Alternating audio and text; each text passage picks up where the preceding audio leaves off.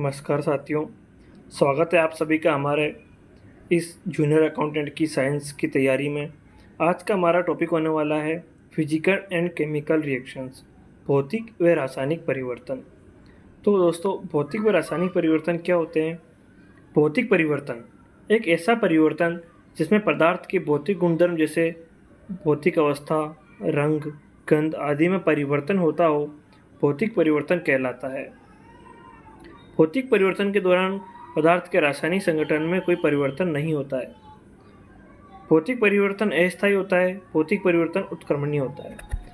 अर्थात यदि हम सिंपल भाषा में समझें, भौतिक परिवर्तन किस प्रकार का होता है कि यदि हम एक कागज़ है, कागज़ को हम दबा दें तो वो दब जाएगा, लेकिन उसके रंग, गंध किसी अवस्था में परिवर्तन नहीं होगा।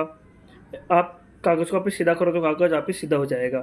तो इस प्रकार हम कह सकते हैं कि भौतिक परिवर्तन अस्थायी होता है। आप एक रबड़ को खींचिए, रबड़ लंबा हो जाता है, लेकिन जैसे आप रबड़ को छोड़ते हैं तो रबड़ वापस छोटा हो जाएगा।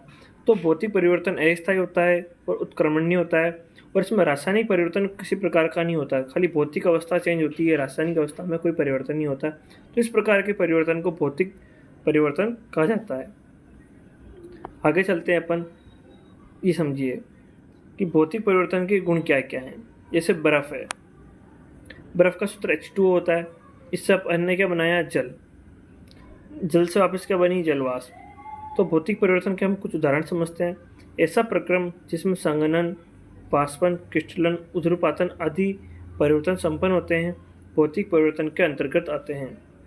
लोहे को चुंबक में बदलना एक भौतिक परिवर्तन का उदाहरण है। शुद्ध लोहे का सूत्र क्या होता है? Fe3O4 haematite. इसके ऊपर जो जंग लगता है वो शुद्ध लोहा होता है। मोम को पिघलना, यानी मोम पिघल जाता है, उसकी आकृति बदल जाती है, लेकिन उसका रासायनिक संगठन नहीं बदलता। नौसादर जो होता है NH4Cl, इसको अपन जलाते हैं तो ये वाष्प में बदल जाता है, लेकिन ये वापस ठोस अवस्था में आ सकता है। जल का जलवाष्प में बदलना ये भी एक भौतिक परिवर्तन का उदाहरण है। कांच का टूटना, सेब का काटना, चांदी का टूटना, सोने का पिघलना, किसी भी वस्तु है जिसकी भौतिक अवस्था परिवर्तन हो रही है, यानी कि उसकी आकृति, रंग, रूप, अवस्था में परिवर्तन हो रहा है, लेकिन रासायनिक परिवर्तन में कोई छेड़छाड़ नहीं हो रही, तो उससे अपन भौतिक परिवर्तन कहते हैं। फिर है अपना रासायनिक परिवर्तन, केमिकल रिएक्शंस। तो केमिकल रिएक्शंस क्या होती है? ऐसा परिवर्तन जिसमें पदार्थ के भौतिक व रासायनिक गुणधर्म परिवर्तित होते हैं, रासायनिक परिवर्तन कहलाते हैं। अर्थात यानी कि कोई भी ऐसा परिवर्तन जिसमें रासायनिक घटनाएं परिवर्तित होती है, रासायनिक संगठन में परिवर्तन होता है उस पदार्थ के, तो वह रासायनिक परिवर्तन कहलाता है। ये परिवर्तन स्थायी होता है, यानी कि एक बार किसी चीज़ में रासायनिक परिवर्तन हो चुका है तो वो वापस पुरानी वाली अवस्था में नहीं जा सकता। ये अनुत्क्रमणीय होता है। ठीक है, इसके अपन कुछ उदाहरण देखेंगे। ठीक है, लोहे पर जंग लगना, कटी हुई सुई का रंग बदलना, सेब का रंग बदलना, यानी कि आप लोहे को जंग लगा देते हैं तो लोहा पुरानी लोहे की अवस्था में नहीं जा सकता, वो टूट चुका है, तो बुरा रंग लग चुका है, उसमें जंग लग चुका है, उसमें पानी लग चुका है। कटी हुई सेब का रंग बदलना, जब सेब को काट दीजिए उसका भूरा रंग हो जाएगा, यानी उसका ऑक्सीकरण हो चुका है, तो वो सेब पुरानी सेब जैसी वापस नहीं बन सकती है। सेब की आकृति जरूर बदली है, इसकी आकृति बदली है, इसके अंदर भौतिक परिवर्तन हुआ, लेकिन इसके अंदर की चीज़ें, इसका रंग, गंध में परिवर्तन हुई है, वो क्या हुआ?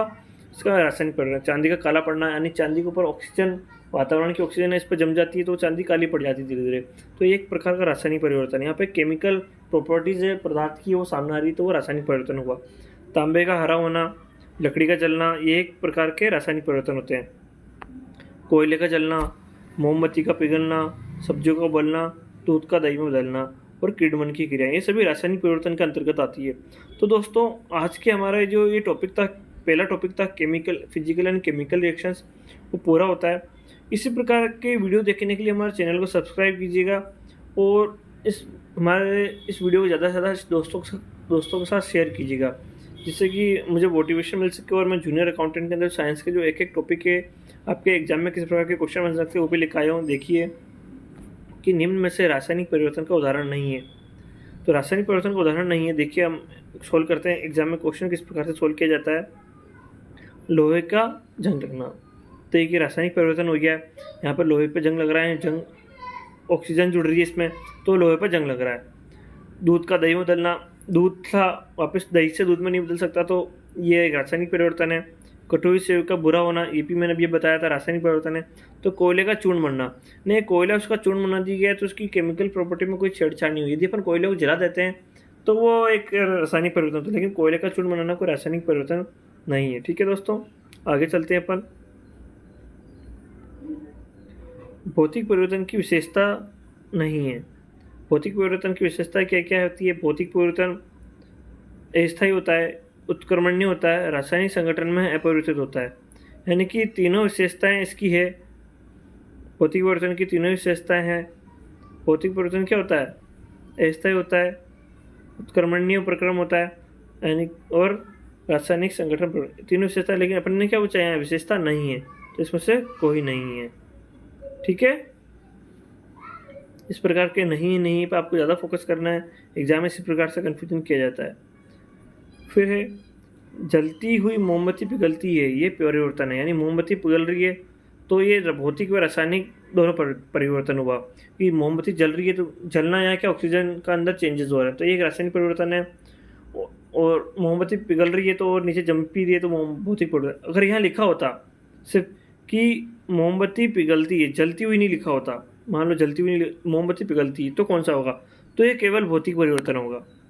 लेकिन ये लिख रखा जलती हुई मोमबत्ती और जलती हुई मोमबत्ती किसका परिवर्तन है? तो भौतिक व रासायनिक दोनों परिवर्तन है। तो इस प्रकार का ये सवाल आया हुआ है। तो सभी दोस्तों ने पिछली बार इसका आंसर लगाया था, लेकिन आंसर के में ये माना गया है, तो ये वेरीफाइड आंसर है भौतिक व रासायनिक परिवर्तन। तो आपको कन्फ्यूजन नहीं होना। जलती हुई मोमबत्ती यदि ऑप्शन में है तो भौतिक व रासायनिक दोनों, और मोमबत्ती पिघलती है तो केवल भौतिक परिवर्तन है। ठीक है दोस्तों, आगे चलते हैं। शुष्क बर्फ का CO2 में बदलना है, एक तरह का भौतिक परिवर्तन है। यानी कि H2O सूत्र है, इसे केमिकल रिएक्शन में कोई परिवर्तन नहीं हो रहा है, तो ये एकदम इसका सही आंसर भौतिक परिवर्तन है। आज का लास्ट क्वेश्चन है अपना, तारों का टिमटिमाना क्या है? तो तारे क्या है? दूर होते हैं, वहाँ प्रकाश का अपवर्तन हो रहा है, लेकिन यहाँ पे कोई रासायनिक चेंजेस नहीं हो रहे हैं, तो भौतिक परिवर्तन का उदाहरण है। तो दोस्तों आज का हमारा वीडियो यहीं खत्म होता है। अभी तक के लिए इतना ही। यदि आपको हमारा वीडियो अच्छा लगा तो बिल्कुल शेयर कीजिएगा और चैनल को सब्सक्राइब जरूर कीजिए। Thank you, bye bye.